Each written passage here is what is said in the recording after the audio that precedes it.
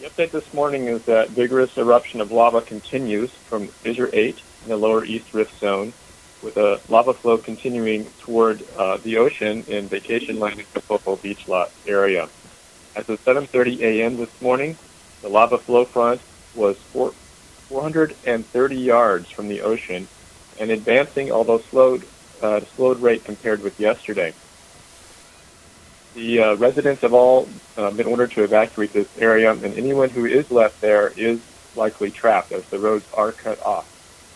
The earthquake activity down in the lower East Rift around Leilani area is very low, and we think that essentially the conduit is open, the lava is flowing freely, and doesn't need to break the rock and make earthquakes down there much anymore. Just in regards to the Fissure 8 flow, if you had a rate number, you said it was slower than yesterday, if you could please share that, and then also just explain what happened at Green Lake and the status there, please. So the lava flows, you should know that the rate of flows can change a lot depending on a number of factors, the slope of the land being one, the amount of material being pushed out from the fissure itself being another. Now, one of the rates we had measured yesterday, I believe, was around, at its peak at least, around 250 feet an hour. But just the caveat being this can change a lot, and it doesn't reflect necessarily currently what's going on. But given that its proximity to the ocean, being less than 500 feet from the ocean as it is, I think it's rather reasonable to think that it might reach there today. I don't know how many hours, but it's certainly close. Your other question was about Green Lake.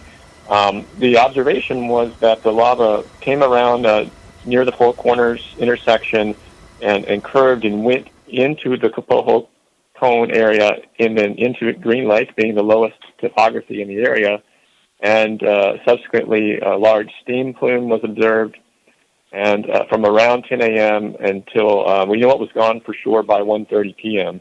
It may have ceased earlier than that. But and the inference from that is that it was vaporizing the water in the lake. And the observation after was that lava had filled that. So we think that that's what happened, that the lava came in and filled in the lake and made the water all evaporate. So it's quite remarkable to see this, and we're still going to look at our data and try to study it and understand it more. Just to clarify on the Green Lake, you're saying lava filled in. That's several. How deep is that lake? And by filled in, you literally mean lava is all the way up to the level of where the water once stood. Well, as you might imagine, it's not safe to get close to that right now. So we don't know for sure how much of that was filled, but we know at least a portion of it was. And yeah, the lake is known to be deep. I think there's some question about what the depth is, but it's known to be a deep lake. So I don't have that information handy right now, but given the high flow rates and high volumes of lava we're seeing coming out of this fissure, it stands to reason that it could fill a volume that size.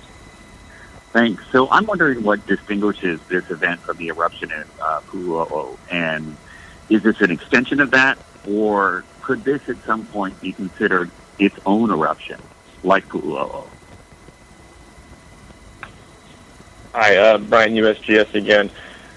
The Pu'u'o eruption was unique in a number of ways, being long-lived, 35 years in one place. Now, as has been discussed previously on these calls, the chemistry of the lavas being erupted in the lower east rift zone now, their character similar to the Pu'u'o lavas. That's one of the reasons why the lava is so fluid and so gas-rich and moving so fast, is that it's young, fresh lava, which presumably was at Pu'u'o before. It is its own eruption. We, for example, the 61G flow that was at Pu'u'o is done, and we haven't come up with the nomenclature for sure, haven't settled on it yet for the new lava flows, but it's distinct from the Pu'u'o flows. We're not considering it the same eruption. Whether the eruption at Kapoho will ever pick back up again or start again is an open question. We don't know. We're monitoring the Middle East Drift where Kapoho is closely, and so far there's no notable activity there. There's pictures now of Fissure 9 where Fissure 9 has cracks that are twice as large as they were before, and heavy steam is coming out of them. What are the SO2 readings coming from Fissure 9, and have you checked on Fissure 10, Fissure 11, and maybe the SO2 levels of the cracks on Highway 130? Because we progressively see the fissure activity slowly moving up rift. I guess that's it. Yes, that's correct. So as of this time, the eruption continues at Fissure 8, and at Fissure 9 there is steaming. And as you know, the steaming can be a precursor to an eruption happening at a fissure. So we have our eyes on Fissure 9 for sure. There are ground crews in the area measuring things such as temperature and SO2, crack propagation and changes there. I don't have any current numbers on that. We're checking at the moment. So in a moment, another minute or two, I may have some numbers for you. But the bottom line is yes, you might expect this to be the next area. So we're watching it closely.